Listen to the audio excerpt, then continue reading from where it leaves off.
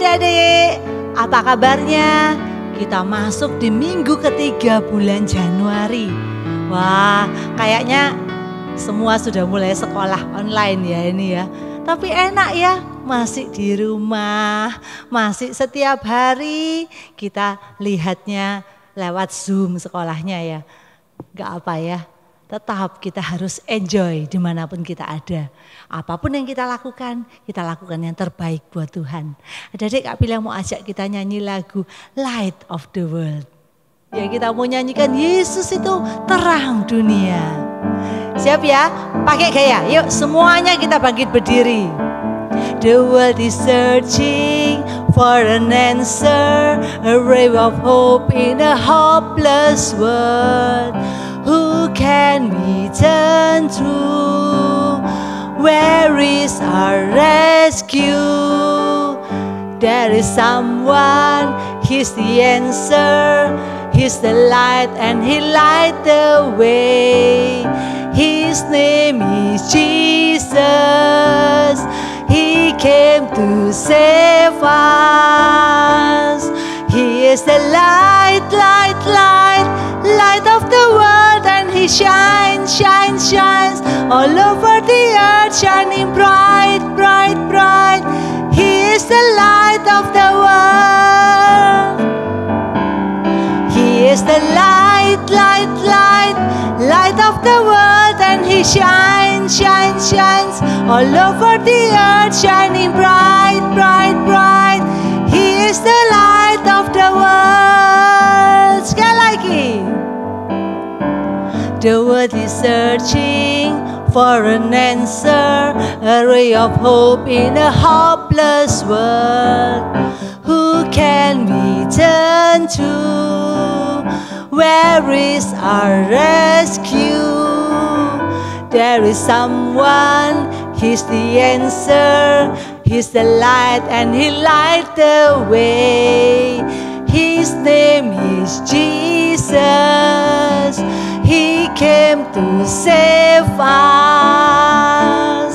He is the light, light, light, light of the world, and he shines, shines, shines all over the earth, shining bright, bright, bright.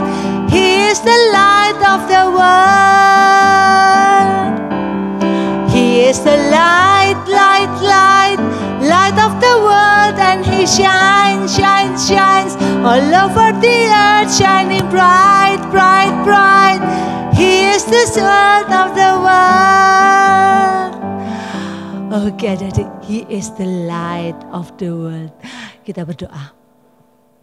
Tuhan, kami bersyukur karena kami punya terang, yaitu Kristus.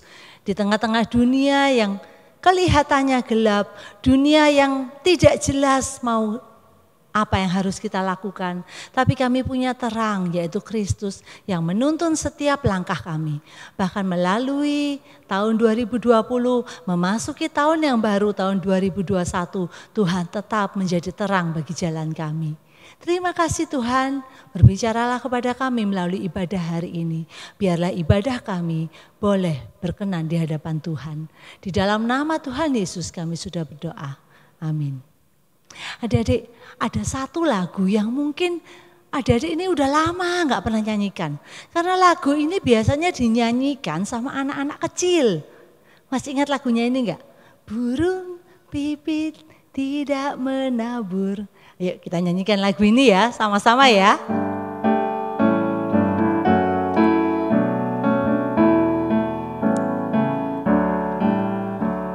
Burung pipit tidak menabur, tapi Tuhan beri makan.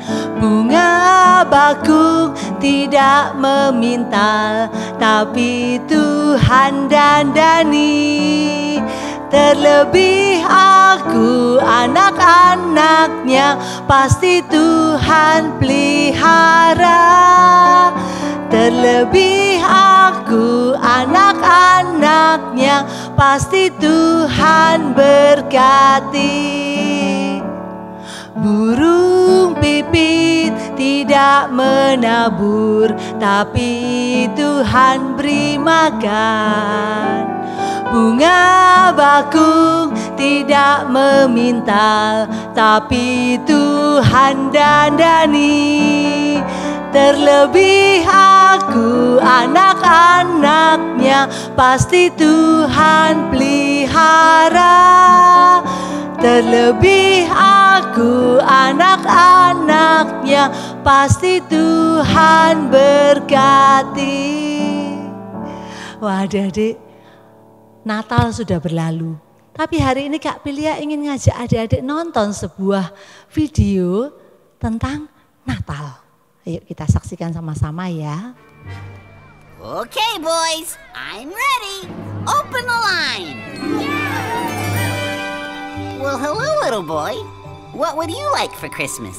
All I want this Christmas is a box of candy cane, tucked in the caboose of an electric model train. A train to carry every single accident they make. With all the cars and all the tracks, she gets a tummy ache. She walks in cars and blinks her eyes, turns into a car. Christmas won't be Christmas time unless I get all four. And every rocket has a launcher, stickers, and a map. A puppy dog, a bowl of fish, a parrot they can rap. I want a game. I want a phone, a pocket music player. I have a catalog, I have marked right there and there and there. And then just fill my stocking up with candy to the top. The latest film. Coalition. A robo cowboy cop Hang on, he's a robot and a cowboy? and a cop. He's from the new movie. I also need his robo horsemobile. Okay, got it. Cowboy, robot, horsey car thing. Whew. We're gonna need another scroll. In the gingerbread house. I'll get it. Can you get me an eggnog while you're at it, please? Hey kids, I thought you'd like to know that we've just opened up the new North Pole Express. Nice touch. They'll love it. Oh, I'm just getting started. Hey, little girl. You want to tell me what you want for Christmas? Well, I was actually wondering if you would be interested in some Christmas cards. You might think it was the voice that was sweeter than sugar plums, or that caring look in her eyes, or maybe the way she made her own cards. But whatever it was, Philip and Mary Larry spotted right away that there was something special about this young'un, something that really shined. What's your name, little girl? Christina, sir. And you made these yourself? I sure did. I'm raising money to help someone. Aw, I'll take one. But are you sure you don't want anything for yourself? No, sir, but thank you. All I really want for Christmas is to help one of my neighbors. You'd rather give help than get a Christmas present? Of course. God gave me a family, a mom and a dad. He gave me a smile for when I feel glad. He gives us hope because he loves everyone. And he gave everything when he gave us his son. Oh, Christmas shines most bright and true when you give the love God gave to you. Yes, Christmas shines most bright and true when you give the love God gave to you. God sent his son Jesus to help us. That's a lot of love. And when I help others, I let his love shine through. I couldn't agree more. Wah, itu mungkin yang kita lakukan saat mau Natal ya. Mama, aku mau mainan yang bagus. Mama, aku mau baju yang bagus. Mama, aku mau makanan yang enak. Mungkin itu juga yang kita minta. Seperti anak-anak tadi ya. I want candy cane. I want toys. I want book. Robots, cars, wah semuanya yang mereka minta untuk siapa? Untuk dirinya sendiri. Tapi kita lihat tadi ada seorang anak yaitu Christina, dia minta apa? Dia malah mau menjual Christmas card bikinannya dia karena dia mau cari uang untuk dia bisa membantu tetangganya. Adik-adik nggak salah kok kalau kita tuh mau menikmati hidup di dunia. Nggak salah kalau kita pun ingin punya makanan yang enak, punya pakaian yang bagus, punya mainan yang banyak. Nggak salah. Tapi adik-adik, Tuhan Yesus mengingatkan kita bahwa ada sesuatu yang lebih penting. Ada sesuatu yang lebih besar yang harus kita pikirkan selama kita ada di dunia ini. Coba kita baca dari Matius pasal 6 ayat yang ke-25. Matius pasal 6 ayat yang ke-25. Karena itu aku, yaitu Tuhan Yesus, berkata kepadamu, janganlah khawatir akan hidupmu, akan apa yang hendak kamu makan atau minum. Dan janganlah khawatir akan tubuhmu, akan apa yang hendak kamu pakai.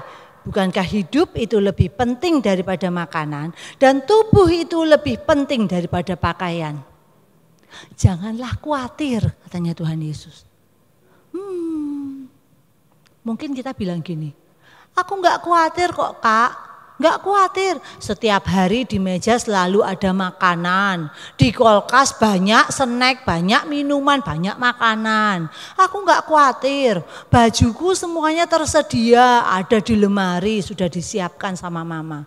Aku enggak khawatir kok Kak. Adik-adik, Tuhan memang mengajarkan kita untuk tidak khawatir. Tapi Tuhan juga mengajarkan bahwa bukan makanan, bukan pakaian, bukan benda-benda yang lain ini yang merupakan hal yang utama. Jadi yang penting, yang paling penting itu bukan makanan, bukan minuman, bukan pakaian, bukan sesuatu yang harus memenuhi pikiran kita. Jadi memang kita enggak khawatir. Tapi apakah hal-hal itu masih ada di dalam pikiran kita? Adik-adik, kalau kita bertanya, kenapa sih Tuhan itu berkata begitu? Adik-adik, Tuhan Yesus ingin mengajarkan kita, mengajarkan murid-muridnya saat itu, bahwa sebagai anggota kerajaan Allah, itu punya cara hidup yang berbeda dengan orang-orang yang bukan anggota kerajaan Allah. Masih ingat kan? Kalau minggu lalu kita harus menjadi garam yang memberi rasa pada sekeliling kita. Kita harus menjadi terang yang memberi warna pada sekeliling kita. Nah, hari ini kita belajar bahwa kita pun harus menjadi seperti Tuhan Yesus. Kita harus berbeda dari orang-orang yang lain dengan cara apa? Tidak khawatir. Kita sudah melakukannya ya. Tidak khawatir, aku tidak khawatir Kak. Tapi Tuhan Yesus waktu itu mengajarkan kepada murid-muridnya bahwa bukan uang yang utama. Kalau kita ingat lagunya, apa yang dicari orang uang, apa yang dicari orang uang.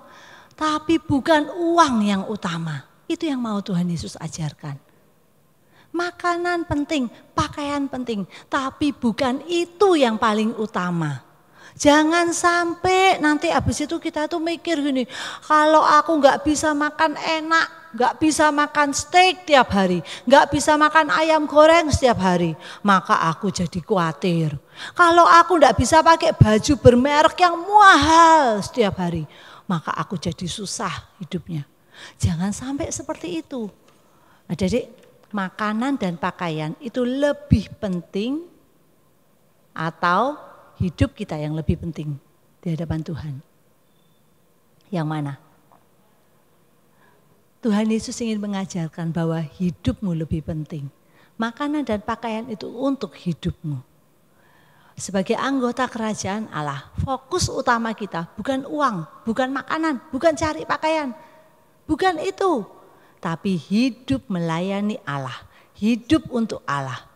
Tiap hari, tiap waktu memikirkan apa yang harus dilakukan untuk menyenangkan Allah. Melakukan kebenaran, melakukan kehendak Allah. Itu yang paling utama dalam hidup kita. Bukan cari uang sebanyak-banyaknya. Ya, jadi apa yang bisa kita lakukan untuk Tuhan? Yang masih sekolah, kita harus sibuk belajar. Untuk apa? Belajar dengan giat karena Tuhan, apa yang Tuhan mau supaya itu bisa terjadi pada dirinya. Supaya siapkan diri, nanti ketika besar maka akan menjadi orang yang berkarya untuk Tuhan. Menjadi berkat bagi orang-orang lain. Buat yang sudah bekerja, papa, mama gitu. Cari uang sebanyak-banyaknya, buat apa? Buat melayani Tuhan. Hidup dengan baik dan benar. Bukan supaya dapat uang banyak, tapi supaya apa yang dilakukan itu memuliakan nama Tuhan. Buat orang-orang yang sudah tua mungkin. Apa yang bisa mereka lakukan? Mereka mengisi hari-hari untuk tetap mengenal Tuhan dan melakukan apa yang Tuhan mau. Nah, kalau tujuan hidup kita itu bukan uang, tujuan hidup kita bukan makanan, bukan pakaian. Lalu, apakah kita nggak usah bingung ya dengan makanan dan pakaian? Apakah berarti kita nggak usah bekerja ya? Apakah berarti kita nggak usah cari uang? Bukan. Makanan penting, pakaian penting. Tapi itu dipakai untuk menjadi alat untuk mencapai tujuan hidup kita. Yaitu apa? Memuliakan nama Tuhan. Tuhan Yesus menceritakan di dalam perumpamaannya, di dalam Matius pasal 6 ayat yang ke-25 yang tadi. Yaitu tentang apa? Jangan khawatir. Ayat yang ke-26. Pandanglah burung-burung di langit yang tidak menabur dan tidak menuai dan tidak mengumpulkan bekal dalam lumbung, namun diberi makan oleh Bapamu yang di surga.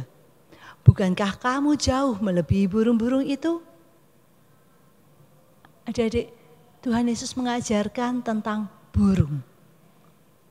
Apa tugas seorang burung? Coba adik-adik kalau pikir nih, kan sudah mulai kelas 2 SD sampai kelas 5 SD kan sekarang, coba pikir. Burung itu punya tugas apa ya? Ada yang tahu? Tugas seekor burung, dia itu berperan dalam penyerbukan bunga.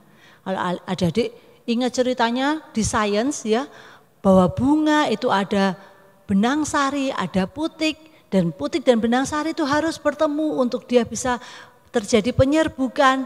Nah, burung mempunyai peranan yang sangat penting karena dia pun membantu penyerbukan bunga. Yang kedua, burung itu juga menjadi pembasmi hama yang alami. Jadi kalau ada misalnya serangga yang mungkin dia makan nih tanaman, burung itu bisa makan serangga itu. Ada tugas burung. Ya enggak, seperti juga kita juga punya tugas. Ternyata seekor burung pun punya tugas. Nah adik-adik, di dalam ayat 26 ini dikatakan bahwa apa? Mereka diberi makan oleh Bapamu yang di surga. Burung ini enggak bingung, enggak usah bingung setiap hari. Hari ini aku makan di restoran apa ya? Hari ini aku makan menunya apa ya? Enggak adik-adik, mereka enggak usah bingung. Tapi setiap hari Allah Bapa sediakan makanan untuk mereka.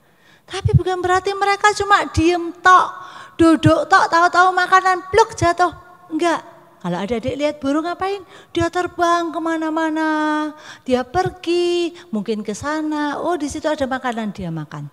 Tuhan sediakan, tapi seekor burung pun harus tetap bekerja. Mereka pun harus juga pergi mencari makanan. Tapi makanan itu bukan yang utama, karena pasti Tuhan sediakan. Yang utama adalah tugas mereka dilakukan. Nah, yang kedua, kita lihat apa lagi yang Tuhan bicarakan. Tadi yang pertama burung, yang kedua, dan mengapa khawatir akan pakaian? Perhatikanlah bunga bakung di ladang yang tumbuh tanpa bekerja dan tanpa memintal. Namun aku berkata kepadamu, Salomo dalam segala kemegahannya pun tidak berpakaian seindah salah satu dari bunga itu. Di ayat 28 dikatakan, Tuhan loh, gak usah pakai bunga itu menjahit pakaiannya. Tapi Tuhan sediakan mereka pakaian yang indah. Bahkan Raja Salomo yang kaya raya itu tidak seindah pakaiannya, itu tidak seindah kelopak bunga. Wah adik-adik, bunga ini gak bisa milih.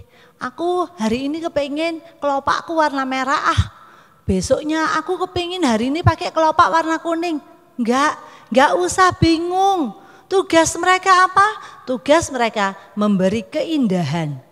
Dan mereka menceritakan dengan keindahannya itu siapa pencipta mereka. Kalau kita nanti pulang lihat bunga, nanti kalau sudah selesai YouTube kita, ibadah kita, kalian misalnya lihat bunga di rumah atau di taman, ingatlah tugas utama sebuah bunga, sekuntum bunga adalah memberi keindahan. Dan dengan keindahannya itu mereka menceritakan siapa yang menciptakan mereka. Allah yang luar biasa. Adik-adik, dia gak usah pikir aku mau pakai baju apa, aku mau warna apa, aku mau motif apa pakaianku hari ini. Dia gak usah pikir, Tuhan sudah berikan, Tuhan sudah siapkan. Tetapi mereka harus tetap ingat tugasnya, memberi keindahan dan menceritakan dengan keindahannya itu siapa penciptanya yang luar biasa. Adik-adik, sekuntum bunga mereka bertumbuh sesuai yang Tuhan rancangan dan melakukan tugas sesuai yang Tuhan mau. Sekarang kita tahu ya, kenapa Tuhan itu menyuruh kita belajar dari bunga dan dari burung. Kenapa kita itu hidup, Tuhan itu memberi kita perumpamaan dari sekuntum bunga dan seekor burung. Karena Tuhan ingin hidup kita mencari kerajaan Allah dan kebenarannya. Kita cari Tuhan, kita lakukan tugas kita sebagai anak-anak Tuhan. Lakukan tugas kita sebagai seorang anggota keluarga kerajaan Allah. Dan kita yakin dan percaya Tuhan akan menyediakan makanan dan pakaian. Bukan berarti kita nggak usah bekerja sekali lagi. Bukan berarti kita nggak usah belajar kalau tugas kita belajar. Tapi Tuhan siapkan semuanya selama kita ingat tugas kita yang utama, memuliakan nama Tuhan. Kak Pilia mau cerita tentang seorang bapak yang bernama William Colgate. 220 tahun yang lalu bapak itu dilahirkan di Inggris. Kemudian pada usia 19 tahun dia naik kapal, dia pindah ke Amerika. Dia akan pergi ke sebuah kota yang bernama New York. Nah, di tengah jalannya, di dalam perjalanannya dengan kapal itu, dia berbicara dengan kapten kapal. Ternyata kapten kapal ini adalah seorang Kristen, seorang yang percaya dan sangat mengasihi Tuhan. Kapten kapal ini berkata begini, mulailah usahamu dengan benar, jadilah orang yang benar, berikan hatimu kepada Kristus, berikan kepada Allah apa yang menjadi miliknya. Dan karena William ini menceritakan bahwa dia itu ingin membuat sabun, dia ingin bekerja sebagai seorang pembuat sabun. Kapten ini berkata, buatlah sabun dengan jujur. Adik-adik, William memulai usahanya di New York. Dia mulai dari nol, dari dia tidak punya apa-apa. Dia bekerja dulu di sebuah perusahaan sabun sampai dia sudah mempelajari cara-caranya. Kemudian dia mendirikan perusahaannya sendiri. Perusahaannya diberi nama William Colgate and Company. Tapi William menempatkan Allah sebagai yang nomor satu dalam hidupnya. Dia dibilang dia bukan hanya berpartner, bukan hanya mempunyai rekan kerja dengan orang lain, tapi dia juga berpartner, mempunyai rekan kerja yaitu Allah. Itu yang nomor satu bagi dia. Hidup William tidak gampang, dia mengalami kesulitan. Tapi dia tetap ingat dia punya Allah. Allah itu yang akan menolong dia. Allah itu yang akan memberikan apa yang dia butuhkan saat itu. Dan dia ingat Allah adalah partnernya. Allah adalah rekan kerjanya.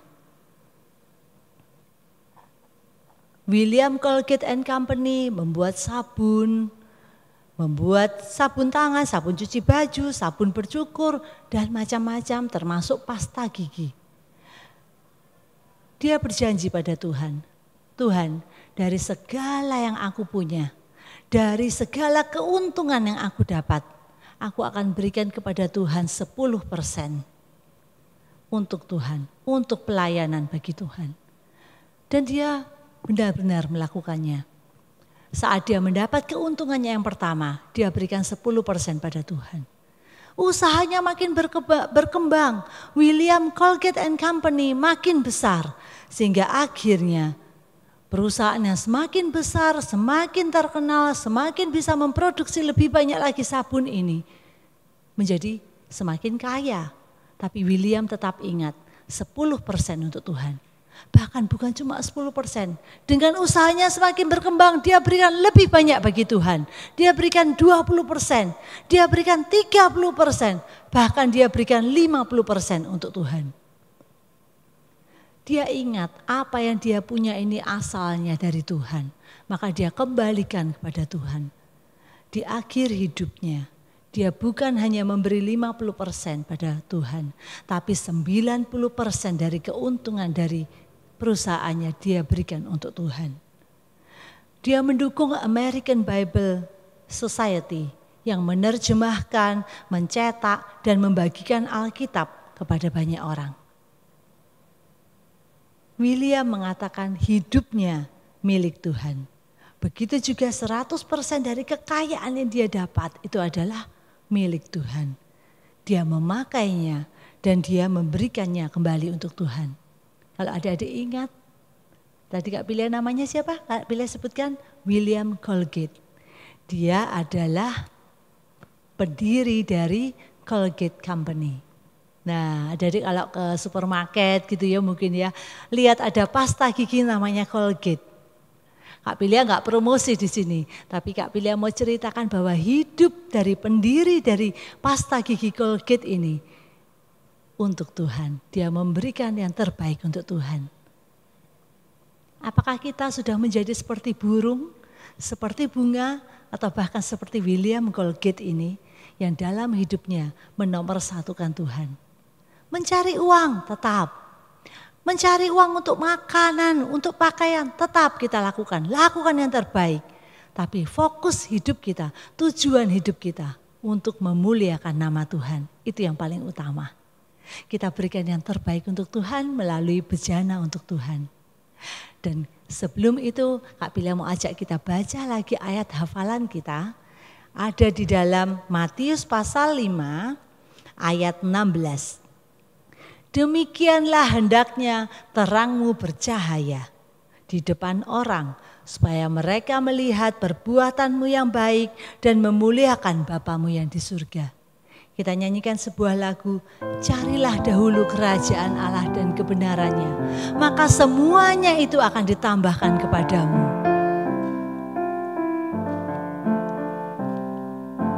Carilah dahulu kerajaan Allah dan kebenarannya, maka semuanya akan ditambah padamu. Haleluya, haleluya. Carilah dahulu kerajaan Allah dan kebenarannya, maka semuanya akan ditambah padamu. Haleluya, haleluya.